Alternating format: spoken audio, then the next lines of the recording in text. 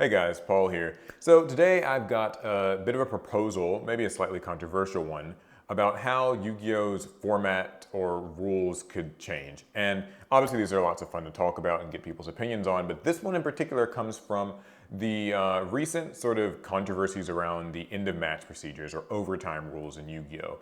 So basically, to catch you up, the way that it works in Yu-Gi-Oh! Tournaments is that rounds last for 45 minutes and it's a best of three.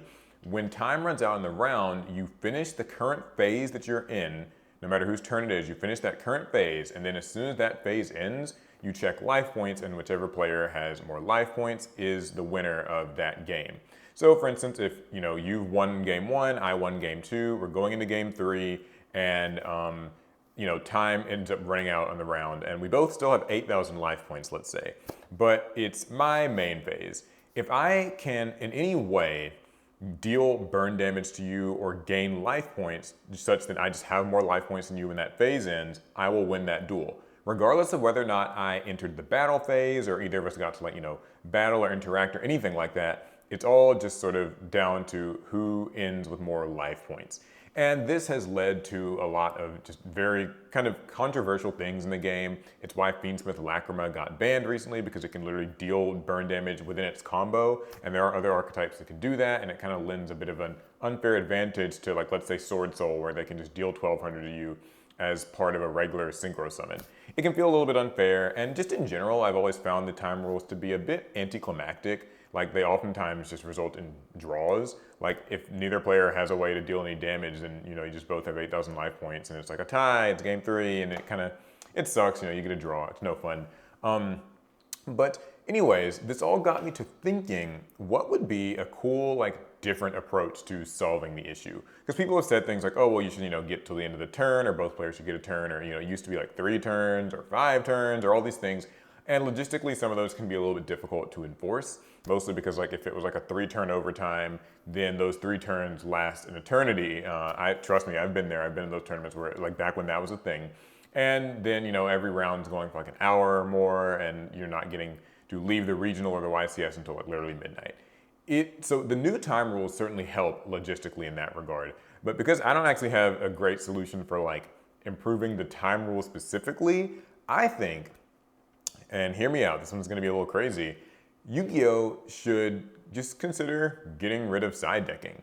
Now you might be thinking, okay, what the hell does that have to do with it? And it's not completely like a one-to-one relationship, but side decking has come up as actually a really, really, really important kind of factor in the whole time thing. Because you're allowed up to 3 minutes between games to side deck, some players have found it beneficial perhaps to spend as long as they can side decking between games, and so it can kind of eat up the clock. If you know that you're up a game, then you could benefit from doing that. If you know that you're going to get to go first and you can deal burn damage, maybe it would benefit you to do that. And there's all these things, and kind of it's like a player honesty conversation that happens, and are people taking a long time siding because they're thinking, or is it because there's some malicious intent? They recently had to actually even change pile shuffling so that was banned at the Yu-Gi-Oh! Worlds event. And so yeah, it's crazy. There's a lot. But why am I saying we should get rid of side decking?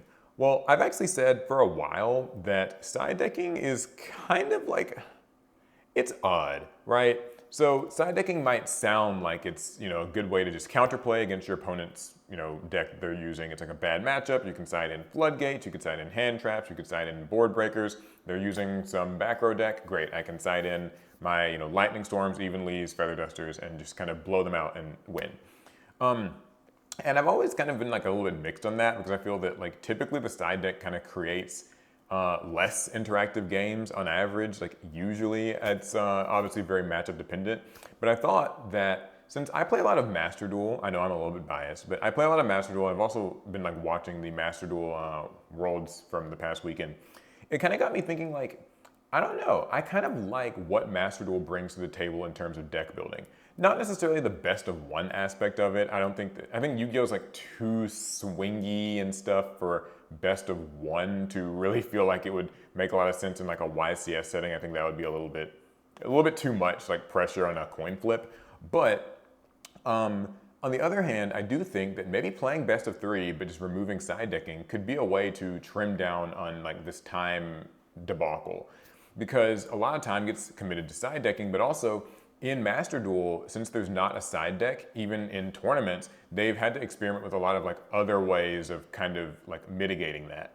Like typically in the Challenger Cups and also like that Shadow Duelist event that they did, you actually could just change your deck entirely, like to an entirely different deck between rounds, which sounds like a little crazy when you first hear it, but actually isn't so bad, at least in the context of Master Duel. I mean, like if you think about it, I can change my deck, you can change your deck. There's nothing particularly unfair about it.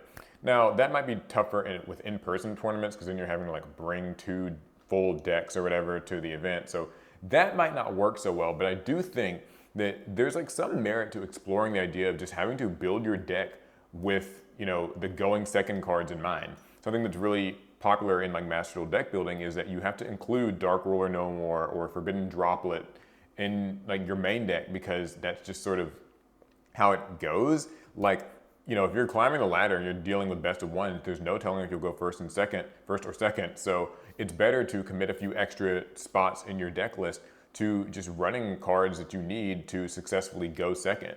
It can even change the way that you approach hand traps, which by the way, I want to be clear, I'm not saying that we need like Max C in the TCG. That's not, I don't mean that, but this is a different part of Master Duel I think we can inherit, is, you know, like cards like Psyframe Gamma kind of make a bigger difference when they're a little bit more useful going first or second compared to maybe your traditional like Ash Blossom or Effect Veiler, which are maybe less so. It changes the way that like Imperm works because Imperm is a pretty decent hand trap for going second as well. So I think it makes it a little bit more of an impact in Master Duel as well.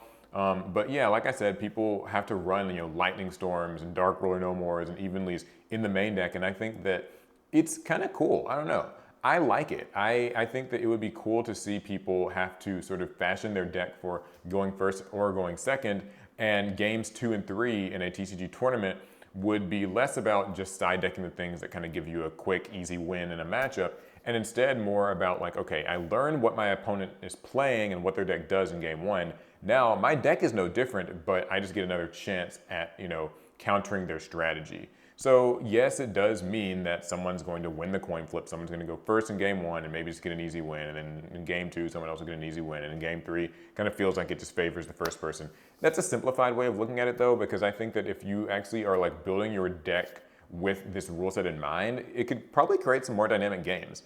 I'll be, you know, honest, it's kind of more conjecture at this point, right? Like I'm just spitballing. I don't think that this is like a magical, you know, silver bullet solution to all of Yu-Gi-Oh's time issues, because still you could go into time with the rules that I'm proposing. I'm mostly just trimming down the side decking time aspect of it and maybe saving us, you know, 5-6 minutes in total. But I don't know, it just seems like something that could be fun. I even considered the idea of like, what if Yu-Gi-Oh is just best of one? But again, I think that's maybe just a little too sacky. So I want to hear what people think about the idea of Yu-Gi-Oh being best of 3, but just with no side decks. Do you think that there's like anything to be had here? Like maybe it's more about adaptation and matchup knowledge as opposed to just siding in, you know, the best floodgate or the best blowout card. Do you think that this would maybe be more fulfilling for players? Would it be less fair, more fair? I'm mostly interested in just how it affects deck building, because I really like the idea of decks having to dilute the core kind of combo that they want to do in favor of having to run like board breakers, having to run, you know, maybe not hand traps. I know people don't like when decks are running like 15 hand traps, but I think having to run like board breakers and just other going second strategies and stuff, it's something that I like. So I want to hear how people feel about this. If you think this could help out, is it something that would be practical to implement, and how would you feel about it? Cool. Okay, that's it. I've gone on long enough, so I'd love to hear what you guys have to say about it in the comments below. Baz turn.